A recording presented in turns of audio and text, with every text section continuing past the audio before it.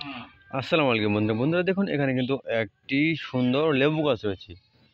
লেবু গাছে কিন্তু কিছুদিন আগে ফল ফুল ছিল। এই আমরা ফলগুলো এখান থেকে ছিঁড়ে নিছি, ছিঁড়ে নেওয়ার পর এগুলো আমরা বাজারে বিক্রি করে দিচ্ছি। এবং কি এখানে দেখতে পাচ্ছেন একটি মেহেন্দি গাছ রয়েছে। এগুলো কিন্তু দেখুন আপনারা এই মেহেন্দি কিন্তু এগুলো কিন্তু শিল্পাটাতে পেশে তারপর যদি আমরা হাতে দিই হাতে কিন্তু কালার হবে। তাই এগুলো কিন্তু আমরা প্রতিনিয়ত এগুলোকে মাথাও দেয়, মাথা দিলে কিন্তু কি হয়, মাথা দিলে মাথার চুলগুলো কালো হয় এবং কি চুলের গোড়াটা শক্ত হয়। তাই কিন্তু আমরা এই লেবুগুলো বিভিন্ন কাজে ব্যবহার করি।